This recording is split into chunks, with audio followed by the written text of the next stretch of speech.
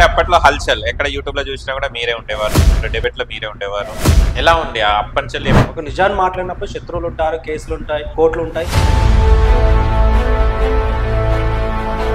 ఈ 5-6 years లో మీరేం నేర్చుకున్నారు? అప్పుడు మాట్లాడిన గంభీరం ఇప్పుడు ఉందా? బతికిన రోజులు నిజాయితీగా బతకాలనేది నా కాన్సెప్ట్. ఇదే ఇప్పుడు నిర్భయం ఉంటారు, డేర్ అండ్ డైస్, ప్రతి క్వశ్చన్ మీరు ఆన్సర్ ఇస్తారు. ఖచ్చితంగా చెప్తాను, నో ప్రాబ్లం. ఒక ఫాల్తు పనులు చేసి కూడా నేను 1000 కోట్లు సంపాదించుకొని యూట్యూబ్ ఓపెన్ చేయగానే రాజ్ తరుణ్, లావణ్య, శేఖర్ భాష మూడవ వ్యక్తి ఎంటర్ కావడం జరిగింది. ఆ తప్పు వల్ల ఒక ఆడపిల్ల చేయవలసినటువంటి పనులు అవి కావు కాబట్టి ఈ అమ్మాయి ఉన్న సింపతి మొత్తం పోగొట్టింది. కానీ శ్రీరెడ్డి గారు జగన్ అన్న హయాంలో చాలా గట్టిగా మాట్లాడడం జరిగింది, చాలా పోరాడడం జరిగింది, చాలా కౌంటర్స్ ఇవ్వడం జరిగింది. జగన్ అన్న అనే క్యాండిడేట్ పైన ఈమె ప్రేమ వాళ్ళకి ఇచ్చింది తప్ప వాళ్ళకి అవసరం లేదనిపించింది వాళ్ళకి.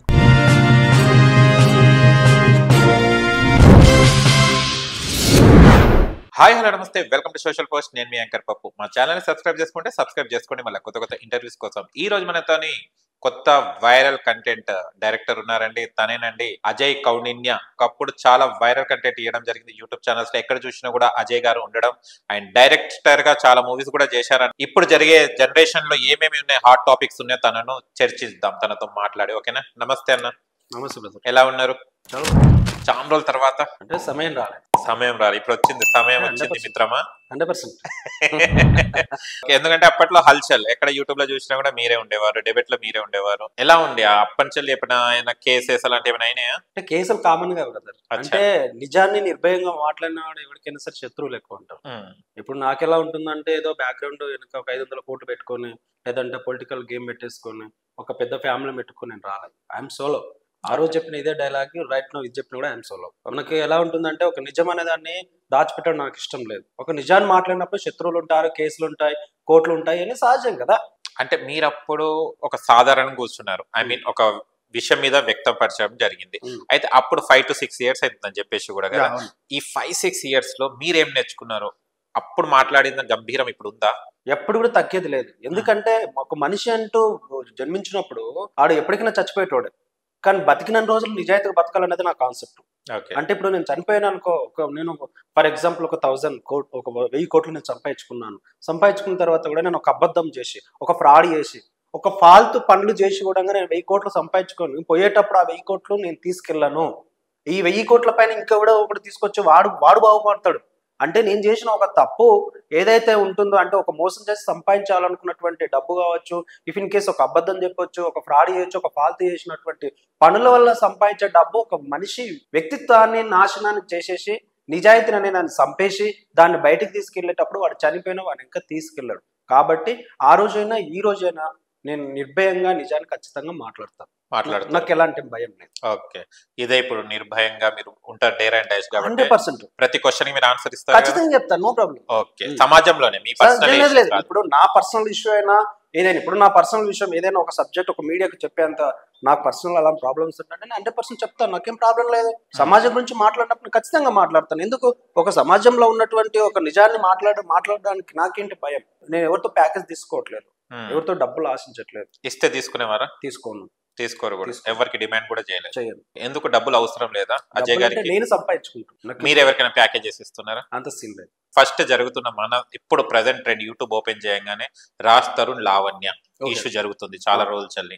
ఆయన చూస్తే గనక శేఖర్ భాష అనే వ్యక్తి కూడా మూడవ వ్యక్తి ఎంటర్ కావడం జరిగింది. కానీ రాజ్ తరుణ్ కి కేసు పెట్టినప్పుడు రాజ్ తరుణ్ ఏం మాట్లాడలేదు. ఏదైతే కేసు రోజు ఉన్నాడో ఒక్కరోజు మాట్లాడి సైలెంట్ అయిపోవడం జరిగింది. ఆర్జే శేఖర్ భాష రావడం జరిగింది, మొత్తం ప్లేట్ ఫిరాయించి లావణ్య గురించి మొత్తం చెప్పడం జరుగుతుంది. నిన్న చూస్తే డెబిట్ లోనే లావణ్య అమ్మాయి ఏదైతే ఉందో శేఖర్ భాషకి చెప్పు తీసుకొని కొట్టడం జరిగింది. ఈయన ఏదైతే చెప్తున్నారు, దీంట్లో శేఖర్ భాష కరెక్టా, లావణ్య కరెక్టా, రాజ్ తరుణ్ కరెక్టా? మీ వ్యూవర్ ఏమంటారు? ఇప్పుడు ఇక్కడ ఎవరు కరెక్ట్ అనేది విషయం ఇప్పటివరకు, అంటే ఒక అమ్మాయి జరిగిన ఇష్యూ అని బయటకు తీసుకొచ్చింది. వాళ్ళు 10 years నుంచి పెళ్లి చేసుకున్న లావణ్య గారు, ఇఫ్ ఇన్ కేస్ ఆమె ప్రాబ్లం ఉన్నప్పుడు 4 గోడల మధ్యలో చర్చించుకోవాల్సిన విషయం అది బయటకు వచ్చిన తర్వాత కూడా ఏంటంటే, హస్బెండ్ అన్నప్పుడు సర్వ హక్కులు ఉంటాయి. ఒక హస్బెండ్ అన్నప్పుడు కోర్టుకి వెళ్ళిన తర్వాత కోర్టుని మించిన తర్వాత కోర్టులో ఏదో ఒకటి తేల్చుకోవాలి. అక్కడ తేల్చుకోకుండా ఒక మీడియాకి వచ్చేసావు, ఒక వ్యక్తిని నువ్వు టార్గెట్ చేసేసుకొని వాళ్ళంతా ఒక గేమ్ ఆడారు. అది విషయం పర్టికులర్గా నేను చూస్తున్న వీడియోస్లలో మొత్తం మీడియాలో చూస్తున్నటువంటి విషయం నాకు అర్థమైంది ఏంటంటే, ఖచ్చితంగా ఒక గేమ్ అయితే ఆడుతున్నావు. రాజ్ తరుణ్ని కావాలని ఎరుకబెట్టారు దాంట్లో.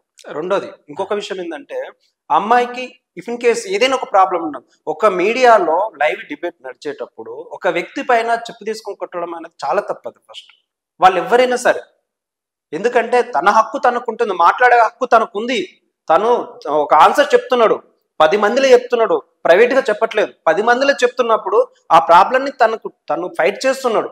ఒక ఆడపిల్లకి ఈమెకి ఎంత అన్యాయం జరిగింది ఆవిడ మనసాక్షికి మాత్రమే తెలుసు, పక్కవాడికి తెలియదు కదా. ఆమె న్యాయం గురించి అని ఆమె ఫైట్ చేస్తున్నప్పుడు శేఖర్ భాష అది తప్పు ఇది రైట్ అని చెప్పి తను జడ్జిమెంట్ కు ఫైట్ చేస్తున్నాడు. ఈయన ఫైట్ చేస్తున్నప్పుడు ఈయన స్పష్టంగా వినకుండా తను ఒక వర్డ్ మాట్లాడుతుంటే లేదు చెప్పి తీసుకొని కొట్టడం అనేది చాలా తప్పు, 100% తప్పు. ఫస్ట్ అలా నువ్వు పర్సనల్ అంటే ఒక లైవ్ డిబేట్ లో ఒక వ్యక్తి పైన నువ్వు చెప్పు తీసుకొని కొడుతున్నావు అంటే నువ్వు పర్సనల్ గా బ్లాక్మెయిల్, ఇంకెంత బ్లాక్మెయిల్ చేస్తున్నావు అని చెప్పి సమాజానికి పర్టికులర్ గా అర్థమవుతుంది కదా. అక్కడ నేను స్పష్టంగా చెప్పవలసిన అవసరం లేదు. చూసి ఆ వీడియో చూసిన ప్రతి మనిషికి మీ పైన ఉన్న ఇప్పటి వరకు ఒక సింపతి ఉంది, నిజంగా ఒక ఆడపిల్లకి ఇబ్బంది జరిగిందేమో అనుకున్నారు. కానీ ఓపెన్ గా అలా చెప్పు తీసుకుని ఇచ్చేయడం అనేది అంటే పబ్లిక్ లో ఆమెనే బ్యాడ్ అయిపోయింది తప్ప. ఇప్పుడు రోజు రోజుకు నేను కొన్ని ఆడియోస్ విన్నాను, కొన్ని ఆడియోస్ కావచ్చు, ఇప్పుడు ఆడియోస్ పైన ఏదో మిస్బిహేవ్ చేసిండ్రా, మిస్టాకింగ్ చేసిండ్రా, ఇన్ కేస్ అన్ని పక్కకి పెట్టేస్తే మీ క్యారెక్టర్ ని మీరే మేనేజ్ చేసుకోవడం జరిగింది లావణ్య గారు. అప్పట్లో కొంచెం సింపతి ఉండే, ఒక ఆడపిల్ల అనే సింపతి లేదు. ఇప్పుడు ఒక ఆర్జే భాష అంటూ ఒక వ్యక్తి అన్ని ఆడియోలు, వీడియోలు, ఫొటోస్ అన్ని సేకరించి బయట పెడుతున్నాడు. ఒక వ్యక్తి అంటే ఇప్పుడు రాజతరుణ్ కూడా బ్యాక్గ్రౌండ్ లేకుండా జీరో నుంచి కష్టపడి ఒక హీరోకి వచ్చిన వ్యక్తిని ఆయన రాజతరుణ్ విషయంలో నాకు నచ్చింది ఏంటంటే అమ్మాయితోటి నేను సో రిలేషన్ లో ఉన్నాను ఒప్పుకున్నాడు.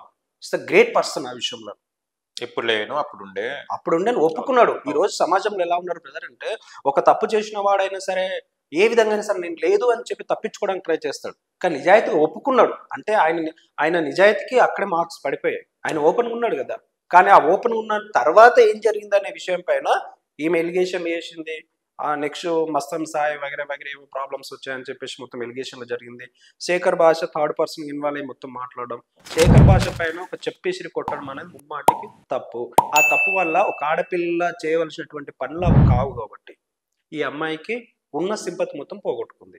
అంటే ఈ లావణ్య వెనకాల ఎవరు ఉండొచ్చు? లావణ్య ద్వారా ఎవరు లేరు, బ్యాక్గ్రౌండ్ లో ఎవరు లేరు. బేసిక్ ఏంటంటే ఇప్పుడు శేఖర్ భాష చెప్పినట్టు ఏంటంటే కోర్టు సమస్యల తప్పించుకోవడం కోసం అని చెప్పి ఈమె ప్రీవియస్ ఏమైతే మాట్లాడుకున్న సంభాషణలు కావచ్చు, ప్రీవియస్ లో జరిగినటువంటి కొన్ని సమస్యలను తప్పించుకోవడం కోసం అని చెప్పేసి ఇదొక గేమ్ అని చెప్పేసి నేను అనుకుంటాను. ఓకే.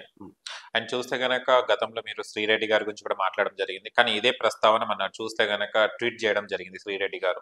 నేను ఆత్మహత్యాయత్నం చేసుకుంటాను, నాకు చాలా వరకు ఫోర్స్ అవుతుంది, టార్చర్ పెడుతున్నారు జనసేన అండ్ టీడీపీ వాళ్ళు, అండ్ వైసీపీ వాళ్ళు కూడా నన్ను పట్టించుకోవడం లేదు, కనీసం నేను ఆమె సపోర్ట్ చేసినందుకు కూడా ఏం పట్టించుకోవడం లేదు, నేను ఎలా చనిపోతాను అసలు దాంట్లో నుంచి బయటికి రావాలంటే చాలా టైం పట్టేటట్టు ఉందని. దీని మీద మీరు ఏమంటారు? అంటే శ్రీరెడ్డి గారు అయినా సరే లాస్ట్ టైం ఎలిగేషన్ మీన్స్ సినిమాకి సంబంధించిన విషయం, సినిమాకి సంబంధించిన విషయం కాబట్టి ఆమె సినిమా ఫీల్డ్, నేను సినిమా ఫీల్డ్, అందరం ఒక ఫీల్డ్ లో పనిచేస్తున్నాం కాబట్టి మాట్లాడడం జరిగింది. బట్ కాకపోతే ఇప్పుడు ఈ రోజు ఏంటంటే జనసేన పార్టీ అయినా సరే, టీడీపీ అయినా సరే, వైసీపీ అయినా ఎవరైనా సరే, ఒక పొలిటికల్ పార్టీలో పనిచేసిన ప్రతి ఒక్కరికి, ఒక పార్టీని నమ్ముకొని పనిచేసిన ప్రతి ఒక్కరికి ఇలాంటి ఖచ్చితంగా జరుగుతాయి. వాళ్ళ అవసరాలు దిద్దుకున్న తర్వాత వదిలేయడం కామన్ కదా. ఒక లీడర్గా మీరు ఎదగాలనుకున్నప్పుడు మీరే పోరాటం చేయాలి, మీకు ఎవ్వరు సపోర్ట్ చేయరు.